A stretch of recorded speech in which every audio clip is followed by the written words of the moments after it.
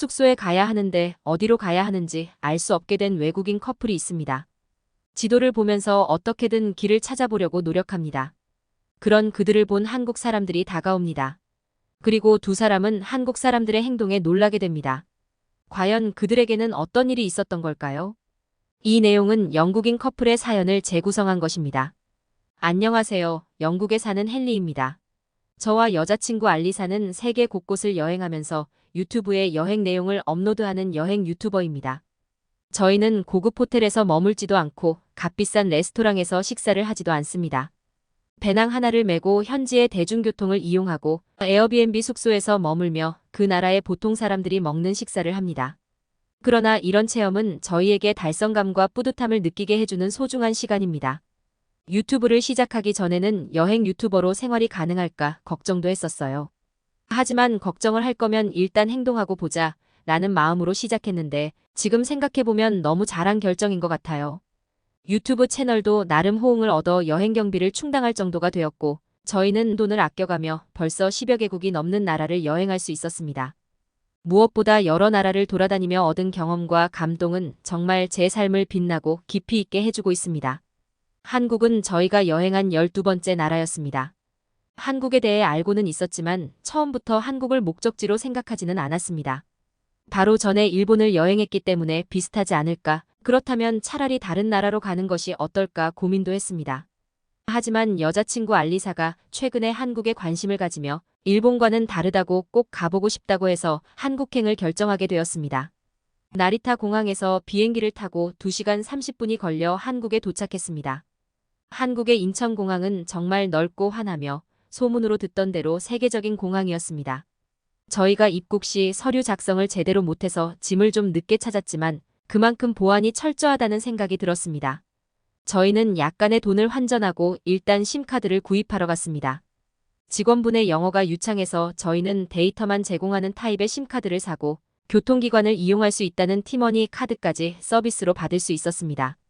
한국에 심카드를 장착하자 엄청난 속도에 충격을 받았습니다. 너무 빨라서 전속도 측정기를 스스로 멈춰야 했습니다. 서비스로 주신 티머니 카드도 너무나 편리했습니다. 여기에 돈을 충전했더니 버스와 지하철은 물론 편의점에서도 사용 가능해서 돈 계산이 힘든 외국인 여행객이 손쉽게 이용할 수 있었습니다. 저희는 공항철도를 타고 서울역으로 가기 위해 역으로 갔습니다. 공항에서 공항철도역이 아주 가까워서 참 편리했습니다. 그리고 급행열차가 다른 나라에서는 30분이나 40분에 한 대 정도밖에 없었는데 한국은 자주 급행열차가 있다는 것도 놀라웠습니다. 공항열차가 7달러밖에 들지 않는 것에도 참 놀랐습니다. 일본에서는 20달러가 넘게 들었는데 한국은 교통비가 참 저렴합니다. 그리고 정확한 시간에 공항열차가 왔습니다. 공항열차의 내부는 매우 고급스러웠습니다. 마치 비행기를 탄 것 같은 기분이 들어서 놀랐습니다. 깔끔하고 의자도 너무 편안했습니다. 게다가 더 놀라운 것은 와이파이까지 팍팍 잘 터졌습니다. 보통 공공장소에서 무료로 제공되는 와이파이는 느리고 잘 연결되지 않는다고 생각하고 있었습니다. 그래서 오자마자 심카드를 구입했던 것인데 공항 열차에서 와이파이가 이렇게 잘 되다니 정말 놀랐습니다. 열차를 타고 가면서 창밖을 보니 논밭과 산이 많이 보이고 자연 경관이 아름다웠습니다. 한국은 도시에 빌딩이 많은 이미지였지만 그렇지 않다는 것을 알게 되었습니다. 그렇게 우리가 탄 공항열차는 서울역에 도착했습니다. 서울역은 역시 이름에서 알 수 있듯이 큰 역이었습니다. 다양한 기차들이 이곳으로 도착했습니다.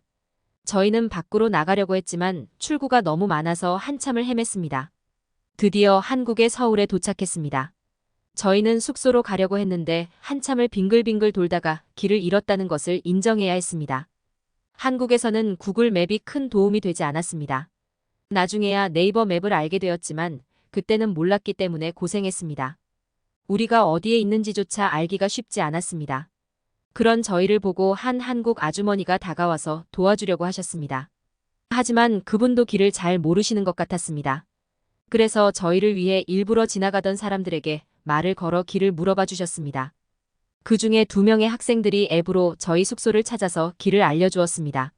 학교 유니폼을 입고 있고 아마 고등학생 정도로 보였는데 영어도 제법 유창했습니다. 저희가 구글 맵에 의존하고 있는 것을 보고는 한국 사람들은 대부분 네이버 맵이라는 것을 쓴다며 설치하는 것까지 도와주었습니다. 또한 우리가 혹시 또 헤매지 않도록 숙소 근처까지 함께 이동하며 안내해 주었습니다. 다른 나라에서는 저희가 붙잡고 도움을 요청해도 그냥 지나가 버리는 사람들도 많은데 한국 사람들의 친절함에 마음이 따뜻해지는 것을 느꼈습니다. 저희가 올린 영상 댓글에도 한국은 친절한 사람들이 많고 학생들이 너무나 예의 바르다고 놀라는 댓글들이 많았습니다. 저와 비슷한 경험을 한 외국인 관광객들의 댓글도 있었습니다. 친절한 한국분들의 도움을 받아 무사히 숙소에 도착했습니다. 알리사와 저는 너무 피곤했던 탓에 저녁도 안 먹고 잠들어 버렸습니다. 다음 날 아침은 어제 길을 안내해준 학생들이 알려준 가게에서 먹기로 했습니다. 아이삭 토스트라는 곳인데 가격도 싸고 맛도 최고라고 했습니다. 저는 불고기 토스트, 알리사는 햄 스페셜 토스트를 주문했습니다. 토스트는 야채와 고기가 두툼하게 들어있었고 먹는 중간중간 달달함이 느껴지는 특이한 맛이었습니다. 알리사도 건강한 맛인데 간간히 느껴지는 단맛이 일주일에 몇 번이나 먹고 싶어지는 맛이라고 했습니다. 편의점에서 간식과 음료도 샀는데 정말 저렴하다고 느꼈습니다. 여기서도 티머니 카드를 편리하게 사용했습니다. 전 통통한 용기가 귀여운 바나나 맛 우유에 푹 빠져서 여행 내내 자주 사 먹었습니다. 일주일 동안 서울의 여러 곳을 돌아다녔어요.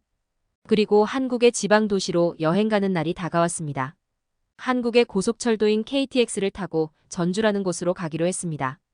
기차표도 미리 앱으로 구입해 놓아서 마음이 여유로웠습니다. 저희는 기차가 있는 플랫폼으로 갔는데 당연히 티켓을 검사하는 사람이나 표를 찍을 수 있는 기계가 있을 줄 알았는데 둘 다 없어서 어리둥절하고 있었습니다. 우리의 그런 모습을 보고 지나가던 한국 사람이 그냥 가면 된다고 말해줬습니다. 그 한국분에게 감사하다고 하면서 플랫폼으로 걸어갔습니다. 나중에 기차 안에서 검사를 하겠지 하고 생각했습니다. 우리는 서울역에 30분이나 일찍 도착했는데 기차가 와 있었습니다.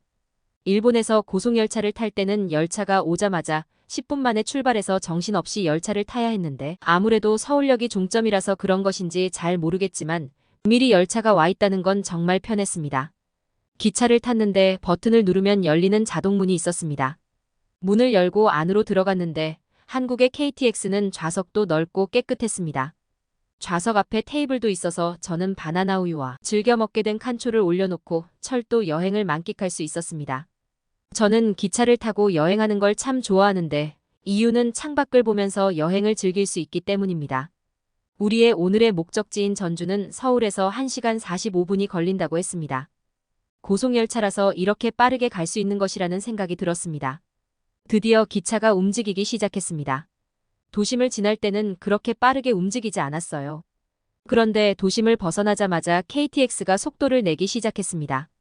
빠른데도 큰 흔들림 없이 승차감이 너무 좋았어요. 더 놀라운 것은 KTX도 열차 안에서 무료 와이파이를 자유롭게 사용할 수 있었는데 이렇게 빠른 열차 안에서 와이파이가 잘 되다니 정말 놀라웠습니다. 게다가 의자 옆에는 충전할 수 있는 전기 콘센트까지 있어서 편하게 핸드폰을 충전할 수가 있었습니다. 알리사는 화장실을 가고 싶다며 화장실에 다녀왔습니다. 그런데 화장실이 좁긴 했지만 비누도 있고 손을 말릴 수 있는 기계도 있고 휴지도 넉넉하게 있었다면서 놀라워했습니다.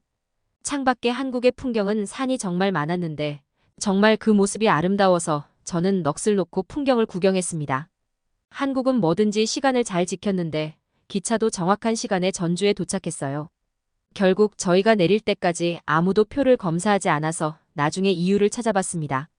KTX는 미리 예약하고 결제한 승객만 탑승할 수 있는 시스템을 사용하고 있다고 합니다. 그래서 무단 승차를 할 경우에는 승무원이 알고서 검사를 한다고 하네요. 우리는 예약을 하고 제대로 된 좌석에 앉아서 굳이 검사할 필요가 없어서 검사를 안 한 것 같았습니다. 일일이 표 검사를 안 해도 되는 시스템이라니 정말 대단한 발상인 것 같습니다. KTX에서 내려 숙소로 향했습니다. 우리가 예약한 숙소는 전주 한옥마을에 있었습니다. 전주는 한국의 중간 정도에 있는 내륙 지방으로 매우 큰 도시는 아니었지만 전주 한옥마을과 한국적인 여행 장소가 많아서 우리가 꼭 가야 할 곳으로 정했습니다. 전주 한옥마을은 정말로 한국의 전통 가옥이 많은 곳이었어요. 서울에서도 한옥을 봤지만 이렇게 많은 한옥이 한 곳에 모여 있는 걸 본 적은 처음인데 정말 아름다웠습니다. 낮은 지붕 위에 기와가 올려져 있었는데 그게 참 멋스러웠습니다. 돌이 깔려 있는 길 옆으로 물이 흐르고 있었는데 그것도 운치 있었어요. 마을 곳곳에 전통시장과 야시장이 있어서 그런 걸 구경하는 것도 재미있었습니다. 흙과 돌로 된 담장도 참 아름다웠습니다. 우리는 홀린 듯이 이곳저곳을 구경하면서 영상을 찍었습니다. 숙소에 짐을 내려놓고 찻집에 갔습니다. 한국의 전통차인 황차를 파는 곳으로 역시 한옥이었는데 그 고즈넉한 분위기가 너무 마음에 들었습니다. 지붕 아래쪽에 열매를 줄에 달아 말리고 있었는데 점원분이 설명해 주시기로는 감을 말리고 있다고 했습니다. 우리는 황차와 디저트로 쑥썰기를 주문했습니다. 점원이 차를 우려내는 방법을 시범으로 보여주며 설명해 주었습니다. 처음에는 레슨 비용을 따로 받는 것인지 불안했지만 별도의 비용은 없다고 하더군요. 그저 차를 주문한 비용만으로 이런 레슨까지 해주니 놀랐습니다.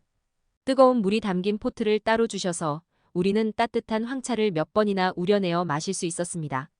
설기는 일본에서 먹어본 떡과 비슷할 것이라 생각했는데 더 부드럽고 달지 않아 케이크와 비슷한 듯하지만 또 다른 식감의 디저트였습니다.